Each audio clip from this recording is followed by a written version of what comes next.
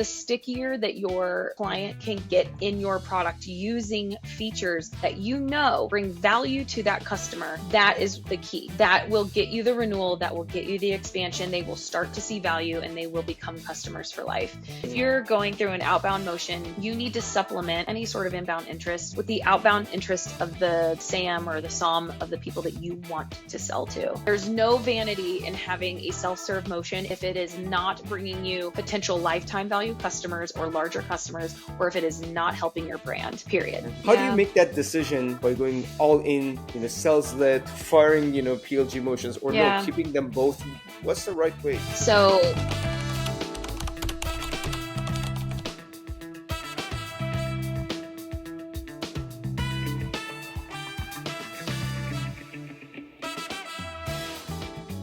Laura, how's it going? So good. It's so good to see you. Good to see you too. I love the background. You're making Thank me you. look bad. Oh, come on. No, I mean, I have an office. I've got to make it look pretty. So That's true. That's true. I just moved in. I'm gonna make a beautiful office. We do another, round with beautiful background. But anyways, yeah. so good to have you. So good to see you. Before we start, I would like to get to know you a little bit more, and just tell us a little bit about your journey, what you're working on these days, and we'll take it from there. Sure.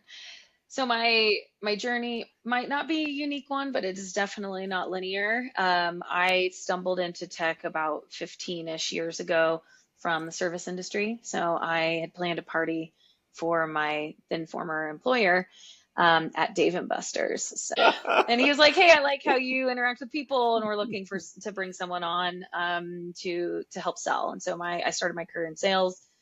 From there, I found a small startup in Seattle called Tableau.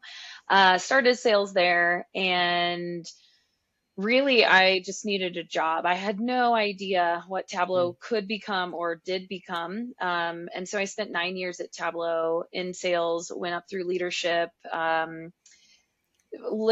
kind of stumbled also into operations because I would see a ton of opportunities. I wouldn't call them problems, but growing pains and opportunities for me to go in and kind of fix. So I was the first quote unquote chief of staff with one other person in another region. So that was like our first kind of rev ops person because we had context of the business and how to fix it. And that was an amazing experience. Getting to shape that organization and being the first kind of pioneer there, and then taking over our Americas enablement because we did not have dedicated training and enablement for our Americas team, which were about 150 leaders and about 1,500 sellers. And a partner organization. So from there, kind of leading the strategy. And then we got acquired by Salesforce, and I said, wow, I kind of want to build again. And Salesforce is a great company, but went to a startup for then 2 years, and it was a lot. There was so much to do. I was head of revenue operations and enablement, and really kind of pushed me into this common themes of what founders are going through. We were a Series A when I started, Series B when I left, and it was this whole struggle with product market fit and continuing to change through what are the foundational steps. And when I went out on my own, as far as a go-to-market consultant or RevOps consultant, which is what I am now, at RVNU, I saw the commonalities, and I wanted to share that more with early stage founders, because if you can get the foundation right within a startup, your trajectory can change and can accelerate. And what we were often seeing is many foundational steps missed. And so that's kind of where this came to light. That's where I'm now. I love it. Congrats. Thanks. It's always fun to, gain the experience somewhere and grow with the company and then start your own thing because you notice some problems firsthand. And congratulations. This is great. Thank you. So look, most of our audience are kind of like past that early stages, and they past the crossing the chasm phase where they need to find product market fit, and they're more mature. But funny enough, when we talk about product market fit, especially in a world that things are changing so quickly, you have new competitors every day popping up. Like I had a VP of sales on the same seat, and he said last week, hey, we already passed $70 million, but we're kind of like redefining some of the ICPs that Oh we're yeah. going after, because there are tons of little tiny companies popping up and Mm-hmm. trying to give the same value proposition. So finding Yeah. those specific, niches. So I think this is an iterative process for any companies who want to be, who want to stay, agile and stay around for longer than, Yes. beyond, having the brand, because that brand could completely shift tomorrow with what's Yes. happening, right? So I think that's a really good starting point. Can we go back to Tableau and just talk about your experience when you joined in? It was early stages. They were Series A, or it was earlier than that? They actually didn't take on any capital because at the Yeah. time they were not a SaaS business. So in Okay. 2013, basically from their inception in 2003 Mhm. to 2018, Mm. 17, Yeah. we were a perpetual license business. So Mm. you would just buy the software outright and Yeah. then pay a maintenance fee. And it wasn't until Mm. that, I think 2017, that Adam Silipsky came on board from AWS to really kind of Mm. flip in. Yeah. And so we saw our entire business change from into a SaaS model. So that was Mm. actually wild as well. Yeah. Because we were, when I joined, and this is not ARR because this Mm. is lifetime Yeah. value. The company was about 270 million total. Mhm. And we were just standing up partners. We were just standing up the public sector. We were just standing up in other geo regions. So our product market fit, we found repeatability within North America, and that's kind of when new lines of business comes in. So Mhm. you can take that kind of repeatable playbook and take it to a new vertical. You can take it to a new geolocation. We've captured the smaller market. Now we're going to go like up market to, Mhm. maybe enterprise. But back then, it was still the same things. It's the same 16 stages that RVNU has in the framework of finding product market fit, testing iteration, making sure that you have users within the product using it, make sure you go back and you're revalidating and maintaining the correct ICP, that the messaging still fits, that the entire team is selling to who they should be selling to, and that process and repeatability and playbook is in place. Mhm. And it was funny because that was not in place when I started. I was the Mhm. first, technically the second federal seller internally. My territory was the federal government. So like literally every agency, every Fed agency, which is a huge market. However, if you've ever sold a public sector, you kind of have to pay to play. And it was a different model. They were Mhm. like, why do you need to go to all these events? Why can't you just get inbound? Yeah.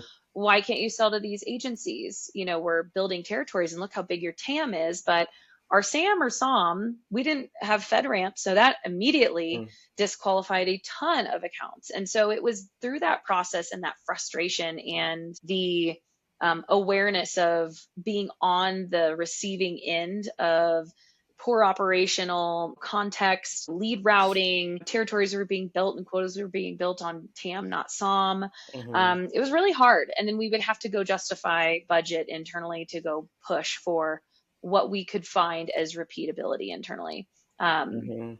so it was kind of wild. We were the only uh, sector with a partner network as well. Yeah. So, which was they didn't understand that. They're like, what are partners and why do they need to be educated? And, Mhm. and then I eventually went to open up the DC office in 2015 to expand our presence and physically be there alongside a lot of the agencies that we were serving. And that's when it blew up. Mm. So we took what was probably a $5 million business into at least a $250 million business in maybe Mm. 4 years. Wow, So, that's crazy. That's yeah. crazy. I'm sure. I'm sure we can learn a lot from this. Only these 4 years. But let's let's just Yeah. break it down this way. You join a Yeah. company right now, whether you're as your own firm that you started actually, or even in the past. What are the few most important things that you need to look for to identify or even eliminate any friction points, if you will? There's a ton of friction points. Honestly, if you're getting started and you have a heavily inbound business, and I'm going to do it from the lens of finding product market fit. because you built a wonderful product, you're taking it to market, you have identified the ICP and the messaging, and you're kind of going out there to friendlies, referrals, maybe your networks, communities, whatever. So there's two ways that you can look at it. One is that you're going to get general interest in inbound, and you need to have the ability to identify who to say no to and where to spend your time. Like, hopefully that inbound pipeline is so big and you're like, ooh, you get to cherry pick, which would be lovely. But what I've often seen is if you don't say no to individuals that are not ICP, and it is hard to say no to money in those early stages, hard to say, I will scream it into this microphone, but you have to do it because the implications down the road, if you are diligent in saying no, the lifetime value of your current customers will expand, and you will make sure that the effort and time that you're spending on those individuals, that CAC payback, all of your metrics internally will be more efficient down the road. Now, you need to understand the trade-off if you're not saying no to people that are going to waste time, energy, or not stay a client. The inverse of that is I have this sick product and now I have to go outbound. And it is really you have to be so aligned in helping to find that ICP, to have that unique messaging, to make sure things are not falling through the cracks. And this is all about ICP buyers, personas, and signals, and really capturing that. And I was just at an event for founders, and man, there were so many companies predominantly helping with top of funnel, because that really is where it starts. If you're going through an outbound motion, you need to supplement any sort of inbound interest with the outbound interest of the SAM or the SOM of the people that you want to sell to. And it's really cool these days that you can automate a lot of these, signals and a lot of your outbound. But you have to be smart about it. You have to revisit it. You have to make sure that you are looking at the signals in the business and continuing to iterate on ICP, either once they are a customer or if it was a prospect that never came to fruition. So continuously asking why and scrutinizing and going back and looking at signals in the business of things that are converting or not, of customers that are staying or not. Are these customers using the product? Are they seeing value?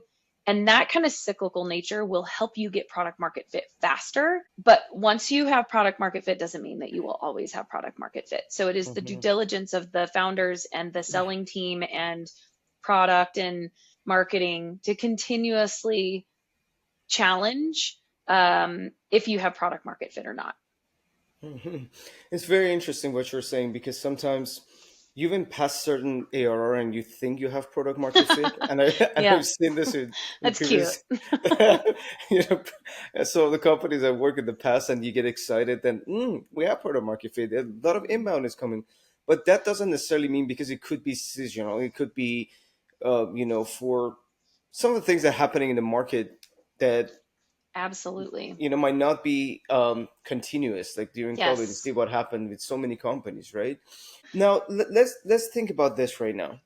Regardless of the stage the company is in, whether it's an early stage startup or more mature company, how should we, like, what are some of the metrics that you look for? Let's just pick 4 or 5 of them that you go and say, these are the primarily things that I want to look at to see if your pipeline is healthy from top of funnel perspective, going down. So can you share some of those with us? Yeah. Well, it's interesting that you said healthy in there, because it depends on the business. So we can normalize just any kind of maybe B2B SaaS company. There are benchmarks out there of things that you should look at. Great. Which is how long it takes you to close a new deal, I love the old metric of how long it takes. It depends on your model as well. But once you land that person, how long does it take for them to onboard? And then how long does it take for them to expand? That to me is a healthy pipeline. But all of those metrics need to be tracked over time. And so that's when the healthy piece comes in, which I think is commonly missed. So yes, we can look at conversion rates and durations of deals, or stage durations, or even stage conversions. But if we're not looking at the improvement over time or the decline over time, that's where that kind of healthy mechanism comes in.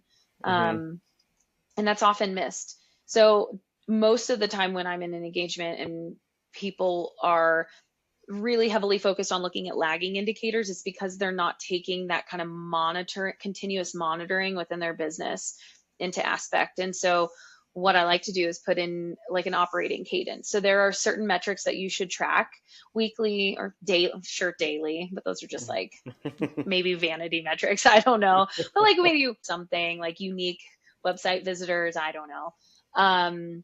But weekly, monthly, and quarterly. And at each one of those, it's not that those metrics are different. It's just what are the most important at those moments, because that's the only reason why we look at data is to improve and take action. So if we are not looking at it over time and understanding the trends, then we are really missing out and we're just looking at numbers. Absolutely true. Can, for the sake of someone like myself who wants to learn from you, can we break down daily, weekly, and monthly? Most important top 3 metrics that we Yeah. need to look for. Yeah.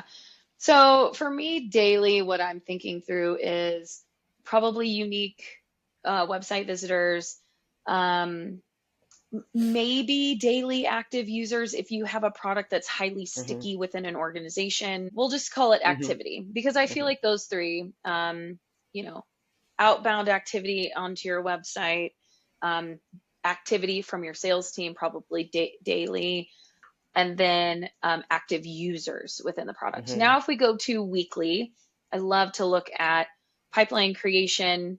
So what's coming into the pipe, and you can slice it, dice it in any way, but typically I use that for monthly to get like into the anecdotes. We look at like lead source, what is actually fallen out of the pipeline, and then we always collect like a close loss reason. So whether we can do some sort of tiny retro on, well, what happened here, what canceled out of the pipeline.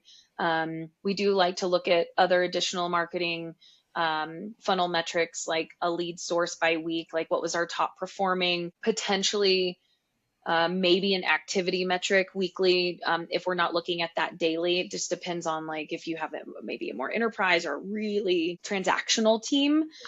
And so you're really just looking weekly as to what are the attributes of the ebbs and flows, kind of the air traffic controls that's coming in. And weekly active users too. So I always like to put active users in each one of those buckets. Monthly is more like an MBR. Like we are doing a full, like what has happened with this month? So what are the actual trends? What's the highest close loss reason? What is the point within the funnel that we are falling, like the conversion actually falls out of the funnel, that it doesn't even get to, a closed won deal? And why? And so is it more of like a training issue? Is it more of we're not qualifying enough? Was it the wrong ICP? We love to tag ICP. So now we're starting to look at attributes of those metrics over a month time period. And then from like an onboarding perspective of those that came into new hires, and whatever your onboarding metric is, 20 days, 6 months, who knows what that average is, but are we staying within the region of onboarding and less, and like improving on that monthly? And then like adoption or users. So how many individuals do we have consistently within the platform? If it's a usage-based model, and then how many of our customers are actually improving? I love to look at like a good MRR number, and it is like literally what new came in and what did we churn. And it's especially from a usage perspective, like these like daily and weekly and monthly get very scrutinized, because it's usually like a monthly usage. So but if you're on more of annual plans or so, then you could probably get away with not looking at that. But it's kind of like the hot thing, usage based, right? It's like all the rave now. People don't want that ROI, but you get to ROI faster, and you can see if people are finding value in your product, if they are using it more, and you want them to use more. And so we always look at, that type of data. And then from a quarterly perspective, it's like everything. So it's like all the lagging. We want to make sure our CAC is in line with how much we're spending per, customer. We love to look at lifetime value cohorts. We like to go back and even just for like the close lost or close won reasons why, and then use case. Love to tag use cases of how people are using our product, and then looking at feedback and pumping that back into product quarterly, usually, by collecting that and sending a report back if they haven't heard it already from the sales team. This is really, really good. So for quarterly reviews, would you say, I mean, really case by case, obviously, it's a loaded question. But for expansions, would you put like a timeline to it? Or if it's a scattered, I would say, like, depending on the size of the organization? Yes, actually.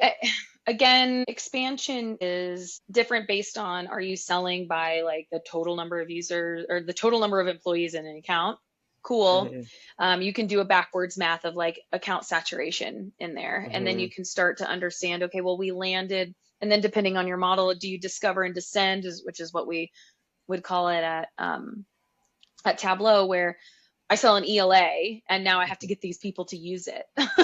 And now I have to go like resell to everybody below because they already have all the licensing. Or is it I land in this department by this use case and now I go evangelize and like start to create this like noise internally. So whichever one that model is, then your expansion pipeline or your motion starts to come to fruition. Actually, what we saw is if I went like ELA, I'm looking at adoption metrics, I'm looking at usage, I'm looking at how many executives I have for executive alignment, I'm looking at, and I'm counting that in my expansion, because technically in ELA, your expansion is just the next milestone within the project. So like the next quote unquote renewal, because you want to keep that ELA. When you're doing a land and expand, then, and it's almost the same cohorts, but yes, you are looking at it over time. So I'm getting this group in, we're getting their licenses or their usage base set up. Are they in the platform? Are they using the platform?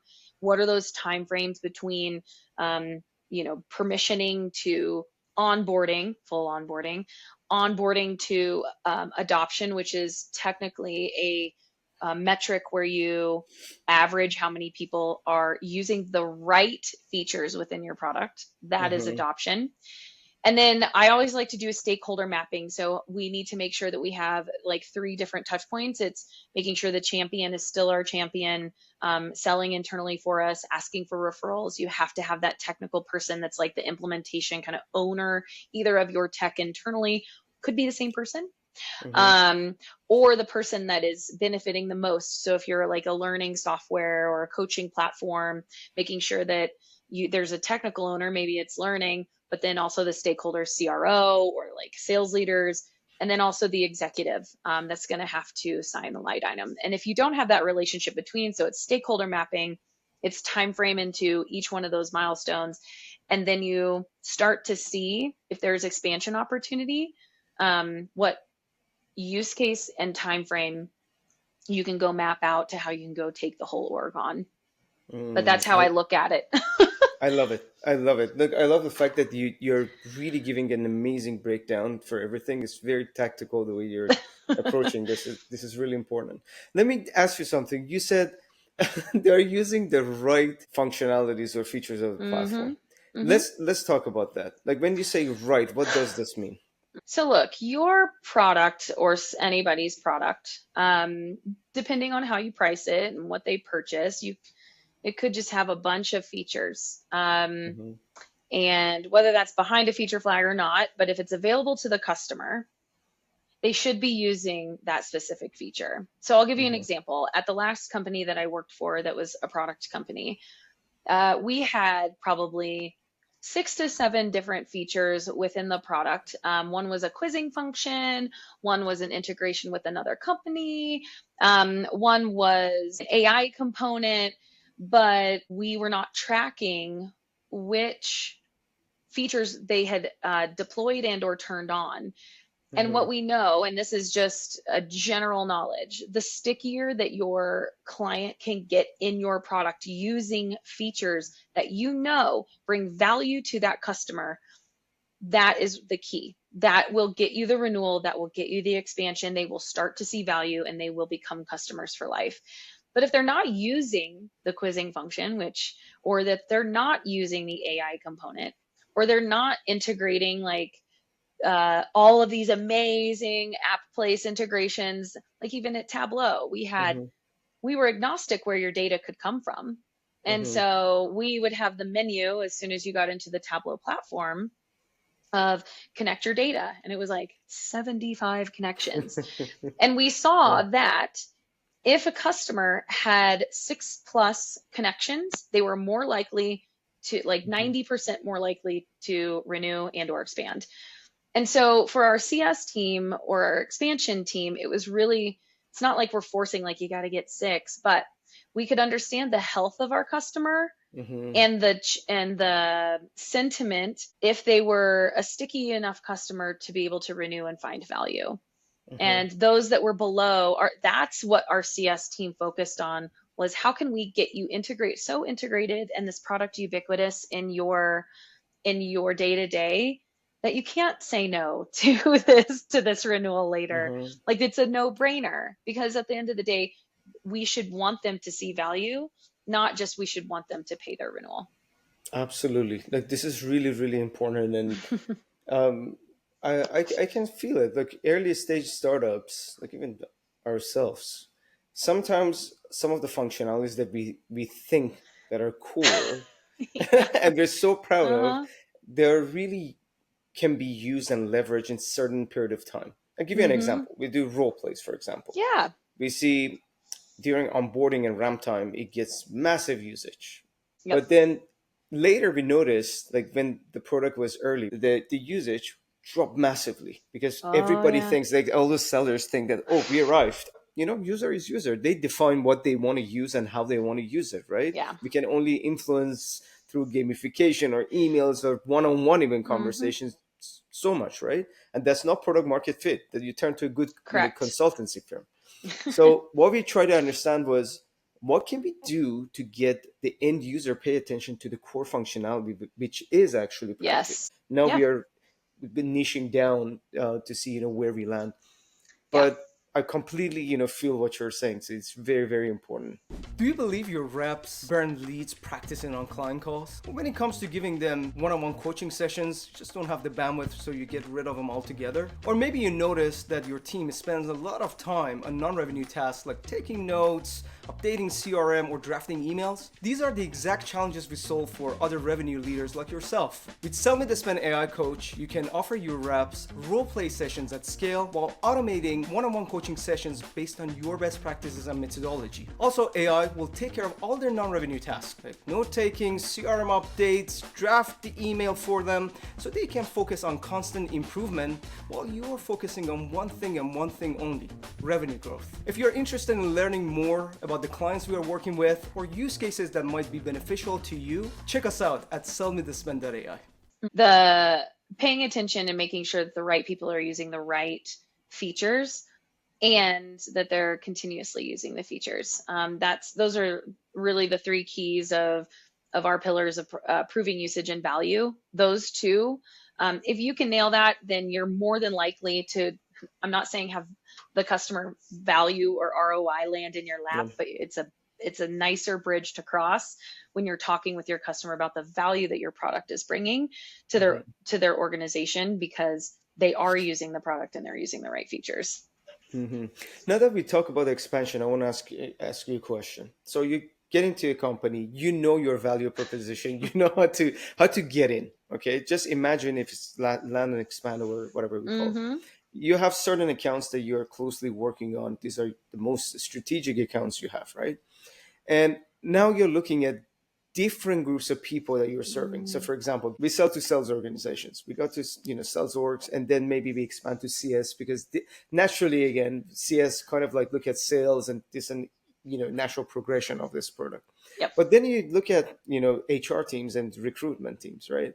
They come and said, can I use the same tool to do recruitment, at scale? Because we already have, the relationship and the trust is built and the data sits in one place. It makes sense.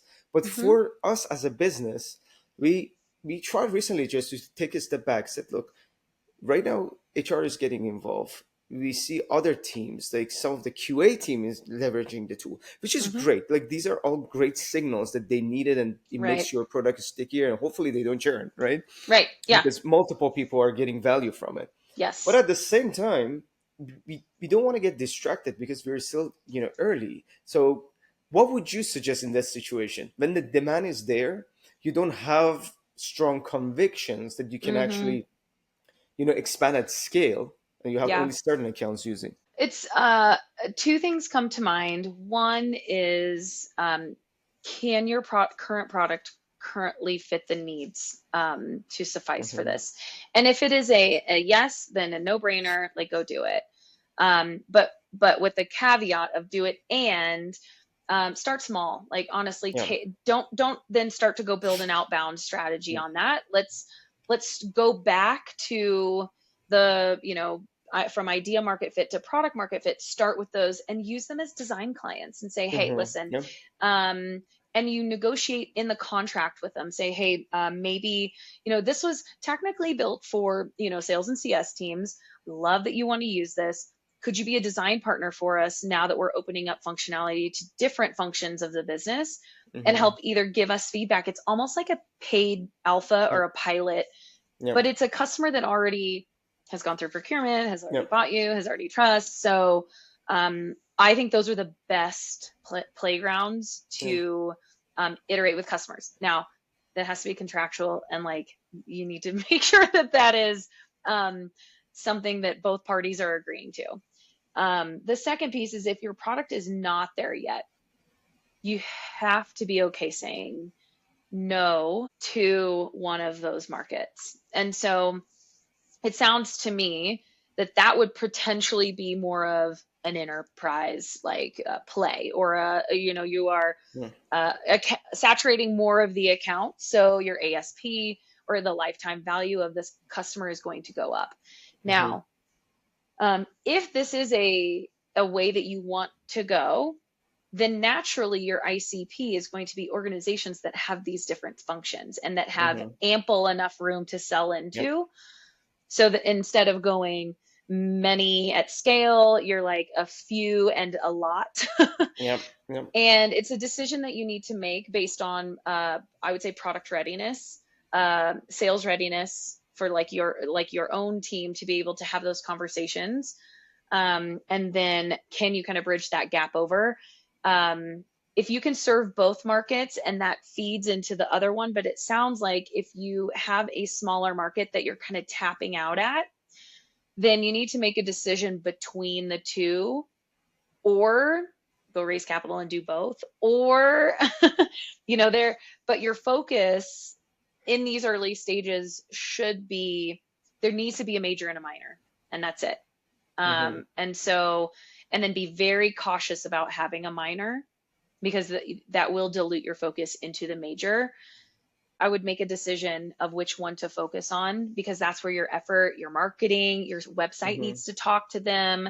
Yep. Your value messaging might change. Your competitors are going to change. And that is a lot for a salesperson to be like, okay, let me see which one you are. Hmm. Okay. Oh, you are this. Okay. These are the competitors. This is what you care about. This is your title. I mean, it's just really hard for a salesperson to toggle back and forth between those two motions, unless you are actively building a team Hmm. and that you've proven product market fit in one and you want to keep it, and now you're pouring gas and you're just finding repeatability there. But in the early stages, I would cautious against it, and I would pick one. The last startup that I was at had like 4 ICPs. I was like, this is Yep. so hard This for is our insane. Yeah. sellers Yeah. to keep track of, and 9 use cases, but like you could do this and you could do this, and Hmm. it was true.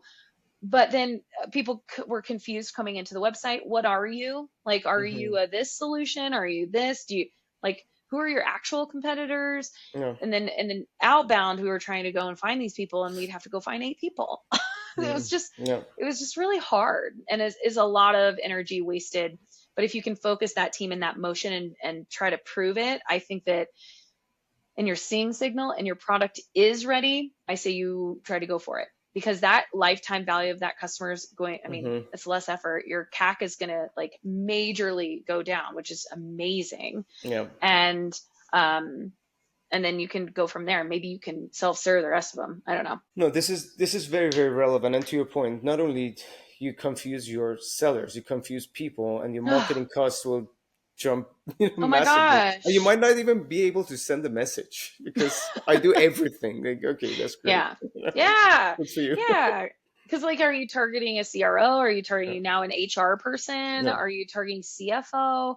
Is it yeah, an L&D folk? Is it yeah. like who? That So. makes sense. Makes sense. Makes sense. Now let me let me ask you another question. Let's talk about motions, right? All right. So Mm-hmm. again, I'm being guinea pig. Mm-hmm. We have PLG. We got self-serve customers coming in using the product, put their credit card, no problem.